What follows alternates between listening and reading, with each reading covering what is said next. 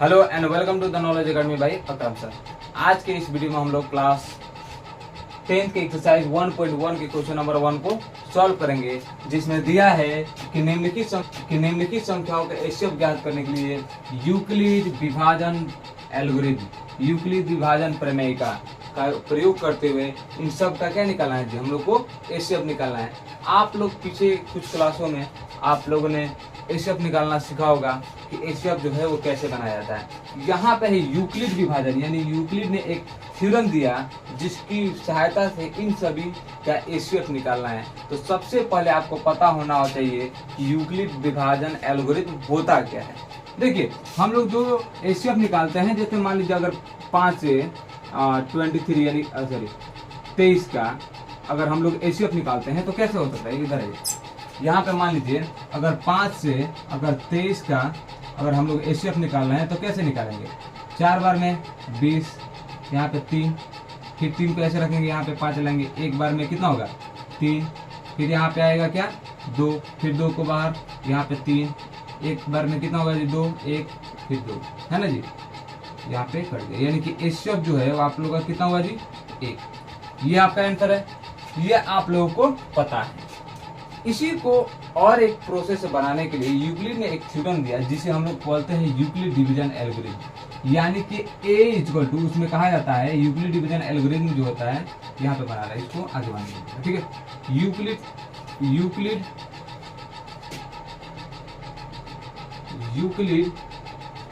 विभाजन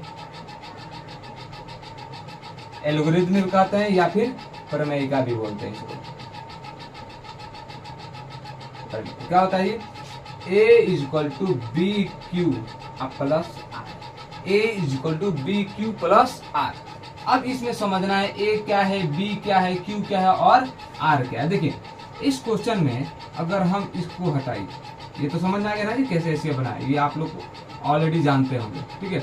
यहाँ पे जब हम इसको सॉल्व किए तो जिसमें हम लोग भाग देते हैं ना वो होता है हमारा A, जिससे हम लोग भाग देते हैं, इससे भाग दिए ना जी 5 से, ये होता है हमारा B, और जिसमें भाग देने पर, इसमें भाग देने पर जो फल मिलता है जिसे हम लोग हिंदी में भागफल बोलते हैं, उसको बोला जाता है Q। अब प्लस जो नीचे बचता है जिसको हम लोग शेषफल बोलते हैं, इंग्लिश में रिमाइंडर बोलते हैं, उसी को बोलते हैं R। देखिए 5 को 4 से गुणा करेंगे तो 20 और 3 23 बराबर आ जाएगा। इसी को कहा जाता है यूक्लिड विभाजन प्रमेय का। इसको स्टेप बाय स्टेप करेंगे तो हम लोग का वापस निकल जाएगा। इसमें एक चीज और जरूरी है, ये है आपका यूक्लिड विभाजन प्रमेय का, ये थ्योरम है आपका A=BQ प्लस R। इसमें एक और चीज होता है R का संभव मान, ये जो है वो कितना होगा। एक बात याद रखिए, जब हम किसी संख्या से इसमें भाग देते हैं तो ये वाला जो शेषफल आता है वो क्या आता है, कभी भी भाग देने वाला संख्या से कम आता है, ज्यादा कभी भी नहीं आता है। ऐसा तो नहीं है कि यहाँ पे हम 35 में भाग दे रहे हैं या फिर 38 में भाग दे रहे हैं, ठीक है, और यहाँ पे 6 बार में 30 कर दे और यहाँ पे शेषफल 8 रख दे, ऐसा तो होता नहीं है जी। 7 बार में करते हैं, 7 बार में 35 आएगा और शेषफल कितना आएगा 3 आएगा, ऐसे ना होता है जी, शेषफल क्या आएगा 3 आएगा। यानी कि ये जो होता है शेषफल जो होता है ये कभी भी इससे कम होता है। तो वही याद ध्यान रखिएगा कि R का जो संभव मान होता है, R का पॉसिबल वैल्यू जो होता है वो कभी भी B से छोटा होता है। इसके लिए एक फॉर्मूला होता है कि R का जो वैल्यू होता है 0 के बराबर होता है और 0 से बड़ा होता है। ध्यान दीजिए, R का वैल्यू जो होता है याद करने के लिए 0 के बराबर और 0 से बड़ा, और R का जो वैल्यू होता है वो B से छोटा होता है। किससे छोटा होता है जी, B से। याद रखिएगा फॉर्मूला, R का जो वैल्यू है वो 0 के बराबर होता है और 0 से बड़ा होता है और कभी भी B से छोटा होता है। जैसे अगर हम यहाँ पे दिए हैं B क्या है 5, तो R कितना है 3 है, यानी कि 3 है, इससे कम है, ठीक है। इसी तरह कई बहुत सारा क्वेश्चन मिलेगा, आप लोग यहाँ पे ध्यान दीजिएगा। तो R का जो वैल्यू होगा वो हमेशा कभी क्या होगा B से छोटा ही होगा, यानी भाग देने वाला संख्या से छोटा होगा। ये है आप लोग का यूक्लिड विभाजन प्रमेय। हो गया आपका, क्लियर हो गया। A=BQ plus R। अब उसी की सहायता से ये सबको हम लोग को क्या करना है, हल करना है। इसमें भी 2 तरीका है, दोनों तरीका हम यहाँ पे बता देते हैं। आपको क्या होगा, आसानी होगा, जो मेथड आपको आसान लगे उस मेथड से बनाइएगा, या फिर सबसे इजी मेथड बता रहे हैं उसी मेथड से आप बनाइए, ज्यादा लंबा नहीं ले चलेंगे, ठीक है, नहीं तो वीडियो क्या होगा बहुत बड़ा हो जाएगा। चलिए इसको सॉल्व करते हैं। यूक्लिड विभाजन प्रमेय से। क्वेश्चन क्या है जी, क्वेश्चन नंबर 1 है 135 और 225 है ना जी। हल कर रहे हैं इसको। काम कीजिए, इसका एसएफ निकाल दीजिए रफ में एसएफ निकालना आता है ना जी। 135 और 225, ये सिंपल मेथड आपको आता है, निकालिए। एक बार में 135 माइनस करेंगे तो 0, यहाँ से कितना होगा जी 9, ये कट गया। फिर इधर लेंगे तो कितना होगा 135। लिखिए, एक बार ध्यान रखिए, यहाँ पे लिखेंगे चूंकि यूक्लिड विभाजन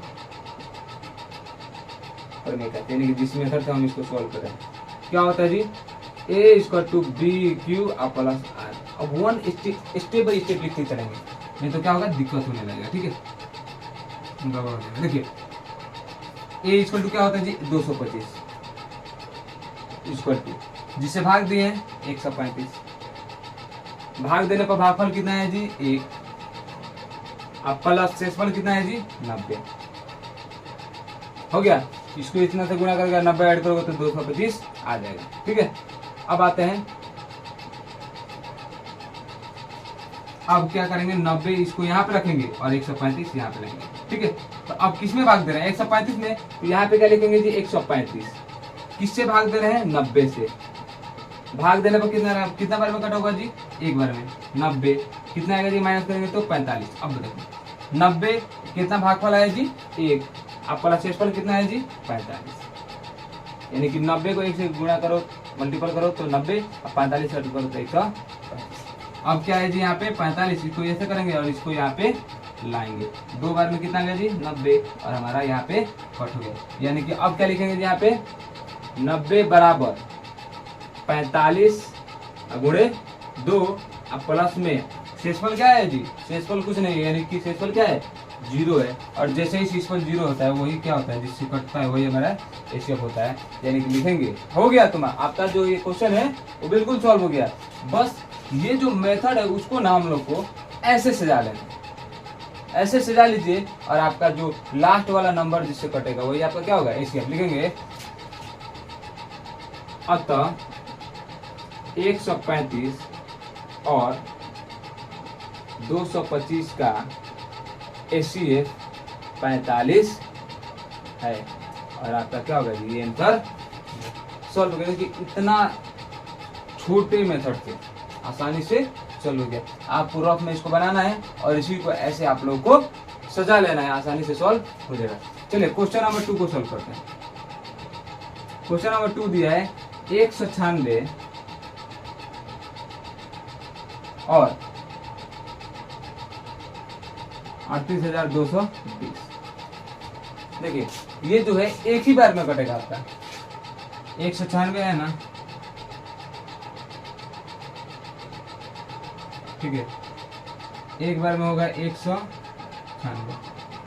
यहाँ पे माइनस करेंगे 6, यहाँ पे कितना हो 7, एक लेंगे तो 17, 17 में से 9 गया तो कितना होगा जी 8, 1, फिर यहाँ से लेंगे 2, 9 बार में जाएगा, मल्टीपल करो 4, 5 हाथ में गया 81 और 5 कितना होगा जी 86 का 6 हाथ में 8, 9, 8, 17 माइनस करेंगे तो कितना होगा जी 8, यहाँ पे 5 है लेंगे तो 15, 15 में से 6 गया 9, यहाँ पे कट गया, ये भी कट गया, यहाँ से लेंगे 0, 5 बार में जो है ये 30 का 0 हाथ में 3, 45 और 3 कितना होगा जी 48 का 8 हाथ में 4, 5 4 9, यानी कि पूरा ये जो है एक ही बार में कटेगा, ऐसे स्टेप बाय स्टेप नहीं गया, एक ही बार में कट गया।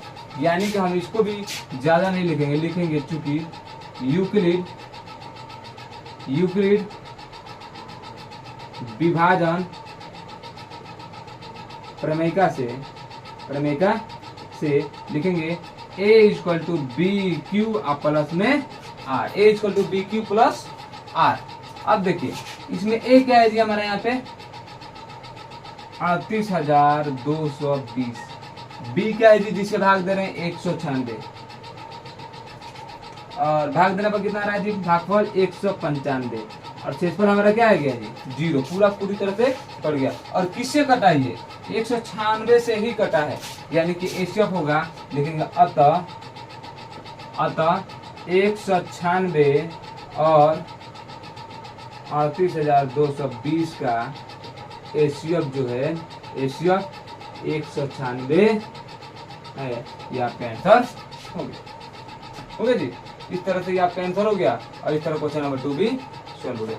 अब आपको बनाना है क्वेश्चन नंबर 3। क्वेश्चन नंबर 3 के लिए क्या करेंगे जी, यहाँ पे कुछ नहीं, ऐसे पहले स्टेप बनाएंगे, और स्टेप बनाने के बाद पहले लिखेंगे चूंकि विभाजन प्रमेय से फॉर्मूला, और फॉर्मूला को सजा लेंगे, और जो लास्ट वाला कटेगा वो आपका स्टेप होगा। जैसे हम यहाँ को देखिए रफ में बना लेना, 255 है ना जी, और यहाँ पे क्या है जी 867, कितना होगा जी 3 बार में, 15 का 5 हाथ में 1, 15, 16 का 6 हाथ में 1, 6, 1, 7, चलो 2, 0, और यहाँ पे क्या है जी 1, इधर लाओ 255, कितना बार में, 2 बार में, कितना होगा जी 4, 0, 2, यानी कितना होगा जी यहाँ पे 51 पड़ गया, 51 को इधर 102, 2 बार में 102 पड़ गया, यानी कि जो एसीएफ कटा वो क्या है एसीएफ, तो एसीएफ क्या कितना होगा जी 51। अब इसको कैसे सजा लेना है, ऐसे आपको सजा कर लिख देना है और आपका आंसर हो जाएगा।